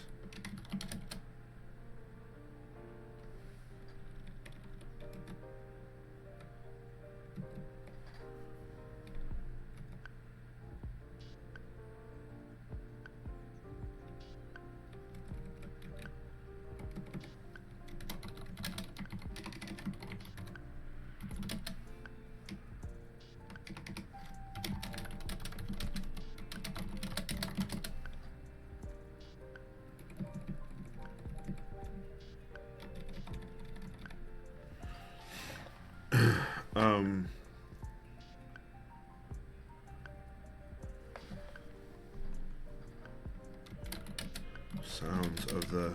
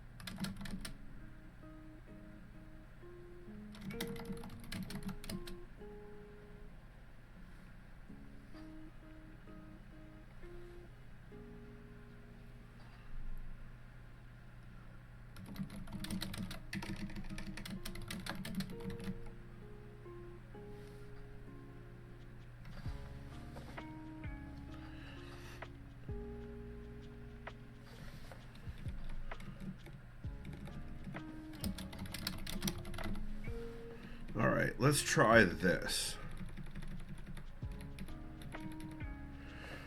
Her eyes felt dry and gummy. Had she gone too far in pushing back her thirst? She tried to stand up, found her knees weak, and crumpled back into her seat. She tried blinking, but that was an old habit that no longer did any good. If she lost control of herself, everyone here was dead. She wasn't going to take brothers away from sisters, wives away from husbands. She clenched her fists and willed herself to stand up and walk out. Her body just sat where it was. The edges of her vision clouded with a red mist, and she stopped. Oh no, not now. The weakness in her knees wasn't her thirst. It was the sight. She opened herself to her mind's eye, knowing that the vision was coming whether she or not she wanted it. The red mist thickened, cloaking the coffee shop's nearby kitsch. The coffee shop's nerdy kitsch. Cloaking the coffee shop's nerdy kitsch and dimming the... Nope. Dimming the lights should go first. Dimming the lights and cloaking the coffee shop's nerdy kitsch. Susan's eyes darted between the pressed bead artwork for sale, the time machine in the back, and the shelves full of books. Everywhere she looked, she saw Natalie out of the corner of her eye. Her sister kept ducking out of sight just before Susan's eyes could focus. The sounds of people thinned out and became hissed whispers, pleading for help, pleading for escape. The vintage computer's keyboards clacked, and their screens scrolled with a single message: help is near. The bass of a motorcycle engine rumbled through the coffee shop, snapping Susan back from the sight. The fog was gone, the patrons chatted, and Natalie was nowhere to be seen. She looked through the glass storefront to see a young man parking his steel and chrome steed in the empty spot out front. That spot was never empty. Okay, I like that. I'm actually kind of happy with that. Moser says Chrome. Did I do... Oh, is Chrome? Hold on.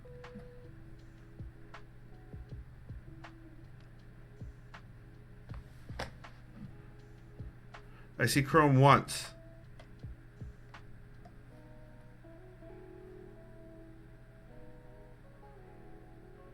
Oh, Steel and Chrome Steed. Ah.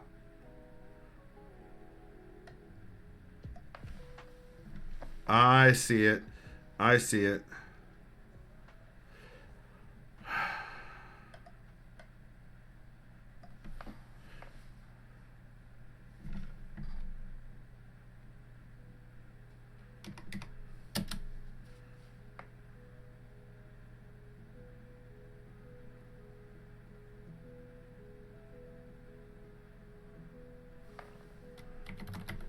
Paint, maybe?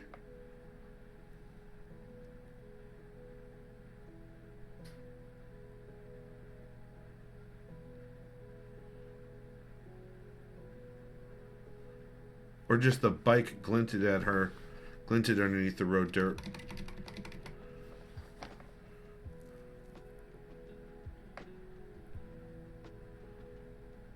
It's black paint. So maybe if it had metallic flecks in it, it would glint. But I think it's just the bike glinted underneath the road dirt, winking at her. Or I could say the metal. I don't know. No, because then the metal pinged as the engine cooled, and she counted herself lucky for her exceptional hearing.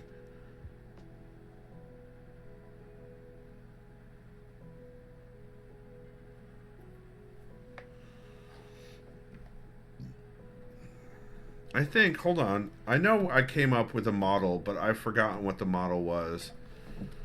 Harley Davidson motorcycle.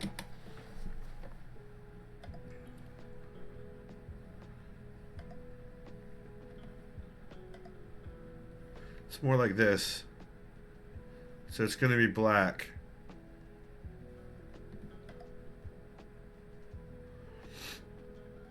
It's definitely not this. What in the what?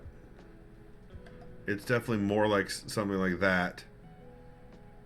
Or like that. Or like this. Okay.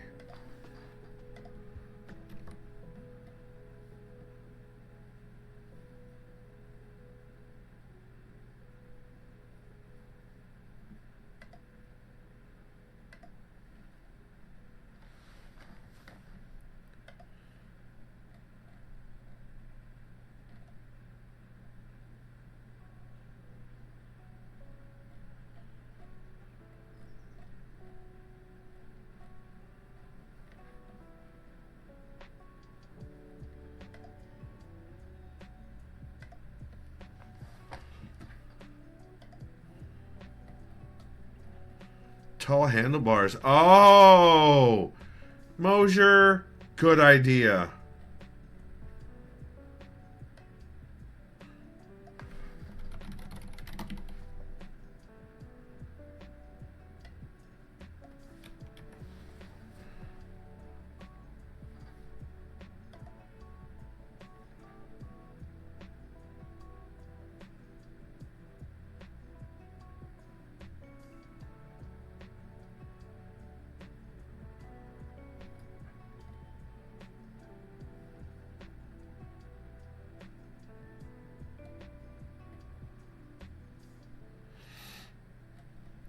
Okay, what do we want to do next? And what have we got for... So, this says I'm really bad at this, at estimating these timers and stuff.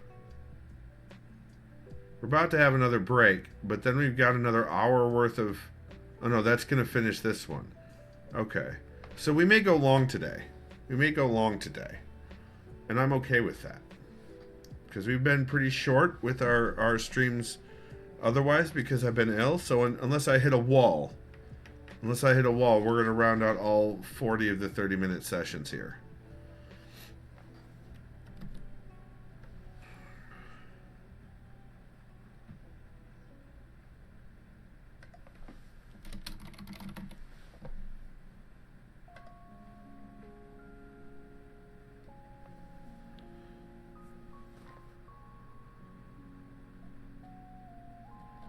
Alright, let's see what we can do.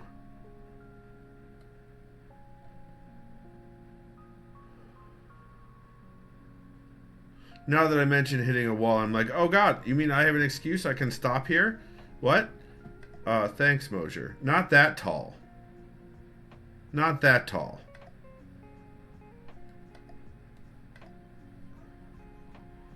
Aren't those called suicide bars? I guess. But I don't know. I'm not a motorcycle guy.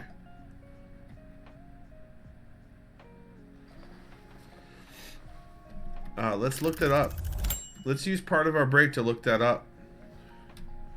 Suicide handlebars.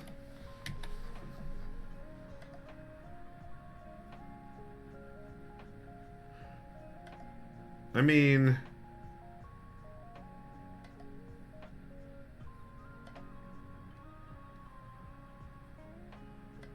Why?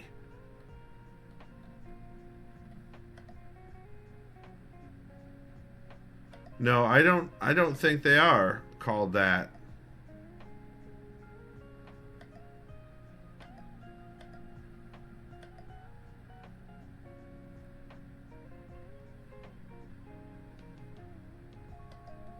Oh my god.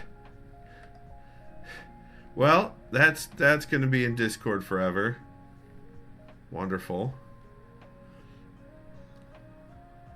Yeah, I don't think they're called suicide handlebars.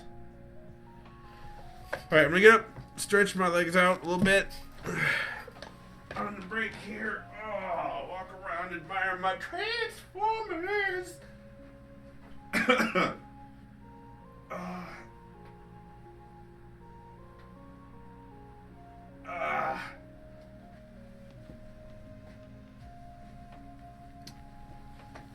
Oh, they're called ape hangers. That seems bad. That seems problematic. And no, that's not what Adam has. Absolutely not.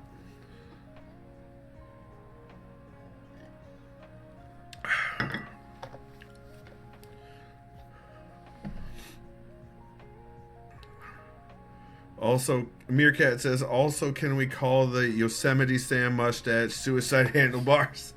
I mean, there's a lot of people on certain actors that have that mustache that would not mind impaling themselves upon it. That went weird, didn't it? Anyway, I'm thinking like, who is that one actor that made those mustaches? It's a choice. But there was one actor that did them so well. And he wore them in almost everything he was in. God, he was in The Big Lebowski. He was in Sam Elliott. Yeah, Sam Elliott. Maybe, yeah. Sam Elliott really made those mustaches work. Let's see. Yeah. Like, did he pass?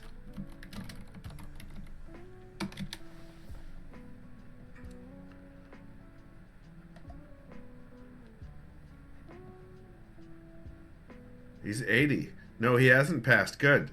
Good. Yeah, he really made that mustache work.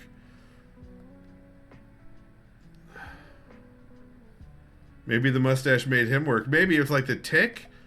Where those mustaches, like, where the mustache was the thing that actually it's alive. Like,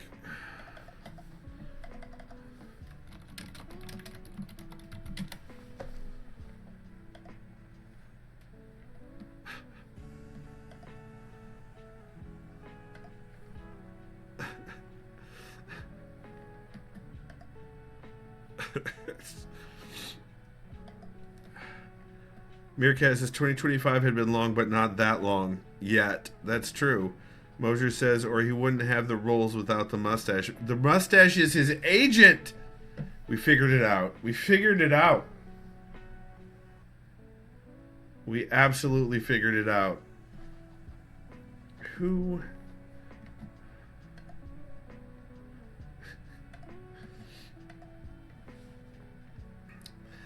Sam Elliott's mustache is his agent. We solved it, everybody. We can go home. We won. We won life. Good job, Mosier. Oh, back. Spine. Stretch the spine. Oh. Mosier, what will you be applying your detective skills to next? Because these are just really impressive. I'm impressed. Your cat says, but we are home. Yay, you're home! Wait, what? Alright. Alright, what next? What should we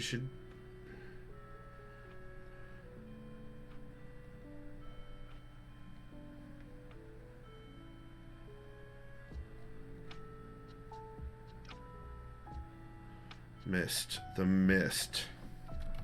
Not fog. The mist was gone. Or the mist was... No. Mist was gone. Paw Patrol? What? That doesn't seem good.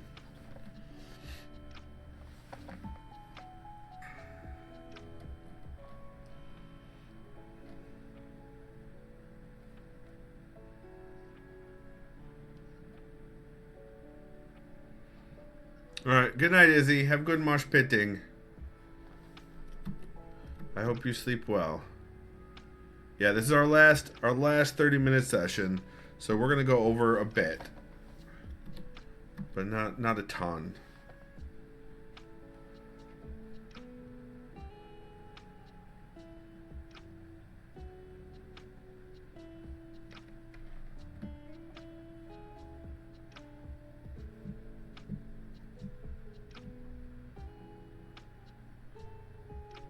Let's just swap these two sentences around.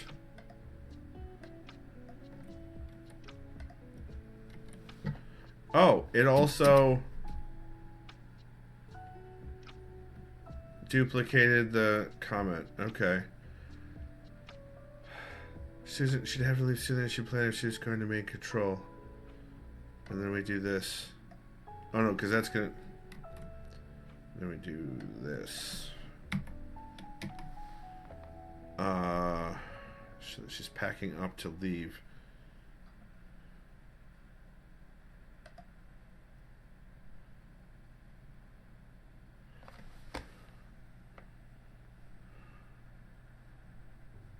She already has, like, she goes down about brothers and sisters, wives away from husbands.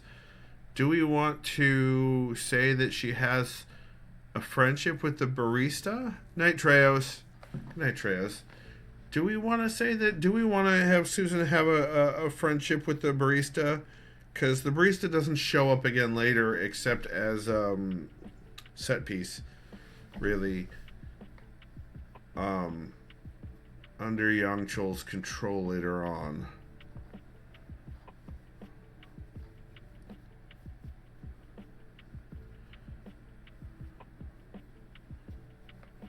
I don't know.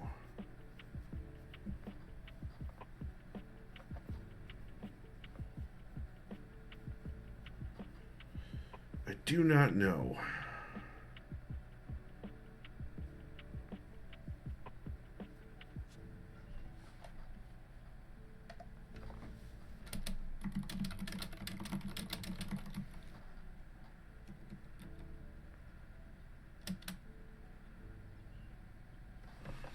Mojo says friendly acquaintance since they probably see each other a bunch. Yeah, that's true.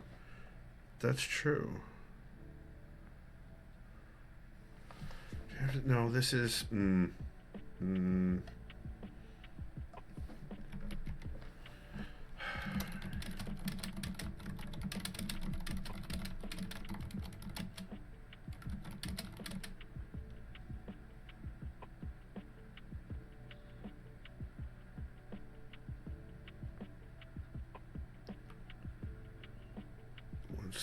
once...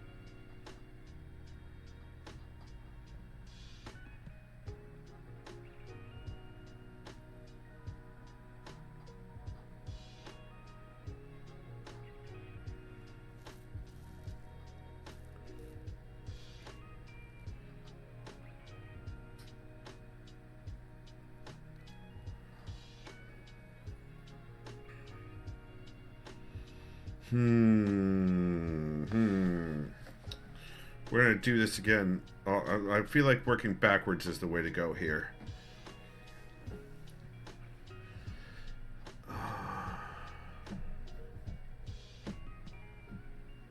Mojo says, would Susan be the sort to try and chat up someone at their job? No, but the barista would be the type of person to chat and check in with her regulars. Especially when business slowed down and like cleaning tables and stuff, she would definitely chat with her regulars. So while Susan wouldn't really initiate that sort of thing, the barista definitely would.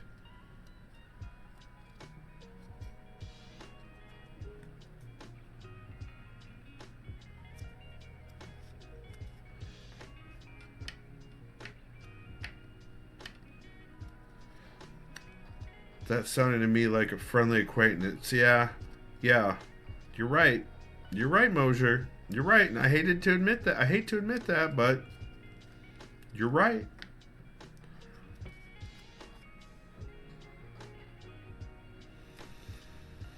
How do I want to do this?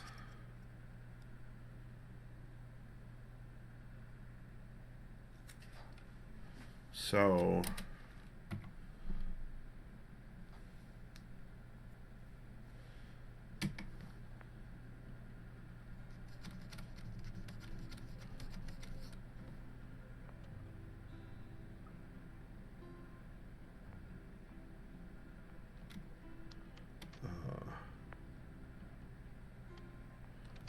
I'm stuck on naming the barista.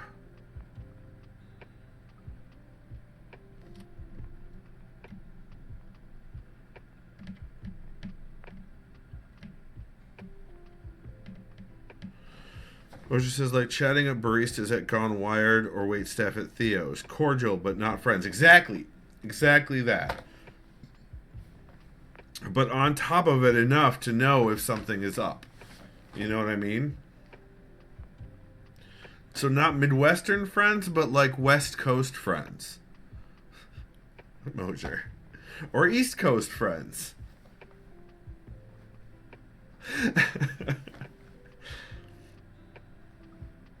You know, acquaintances.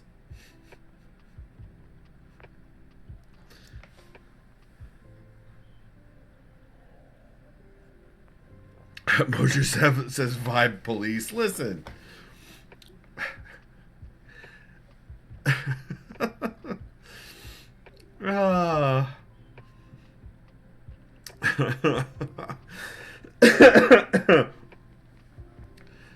uh, am I giving you a hard time for moving out to the West Coast and then the East Coast? Yes. Yes, I am. Squishy says barista is named Sky. Oh, no. Like from Agents of S.H.I.E.L.D. The hacker from Agents of S.H.I.E.L.D. And then that ends up not even being her real name.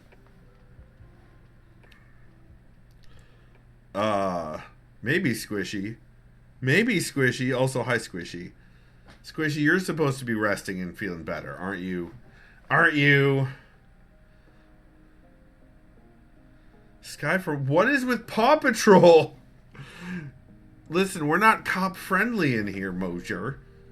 Mosier, this is not a place for cops, even for dog cops. Squishy says, Dunno, it was the name of my character in that LARP I just got my name tag back from. Nice. Mosier says, I have a toddler. I'm aware. I'm aware. Mosier, I'm aware.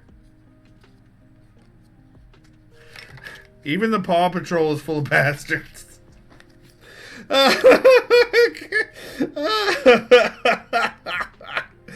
Oh, no. Oh, no. I'm,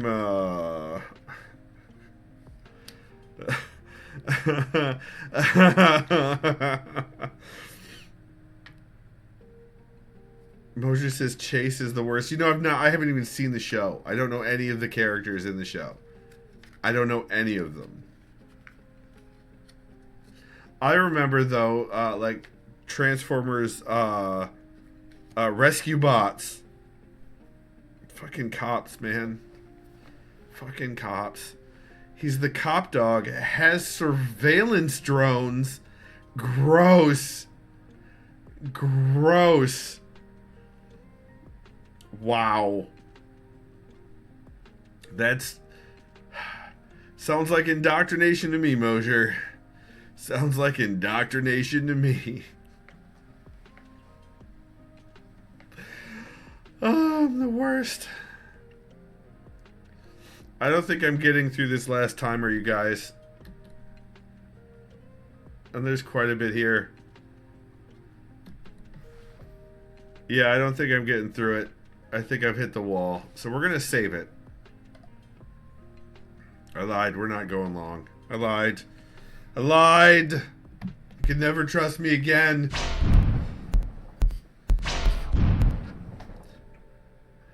Thank you all for coming to the third or fourth attempt at writing streams. As starting writing streams up. It's happened multiple times, and I am thankful that you all came. And we're here. Mosier says, even when it's time for r/Daniel Tiger conspiracy. Oh no. Not Daniel Tiger. Thanks for the love emotes, Squishy.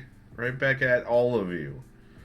You've been watching on twitch.tv/SkipperJ, where I do daytime streams for productivity and co-working. Space Pickle asked, did Redeemed ask a Skippy. Space Pickle says, have I? Yes, Space Pickle, you have.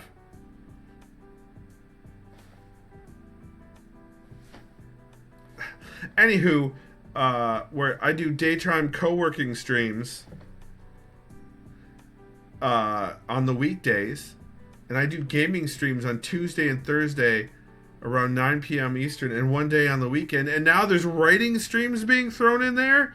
And 1 week later, those videos go live on YouTube at youtube.com/SkipperJ, where they're grouped by game or writing stream into playlist where you can watch a playthrough from beginning to end, assuming I finished the game and the game can be finished. If you want to support me, you could buy me a coffee at ko-fi.com/SkipperJ. Or you can check out my writery goodness, my fiction, like the short story and the novella that come previous to this one. They're available for purchase at davidmcrampton.com in both electronic and dead tree formats.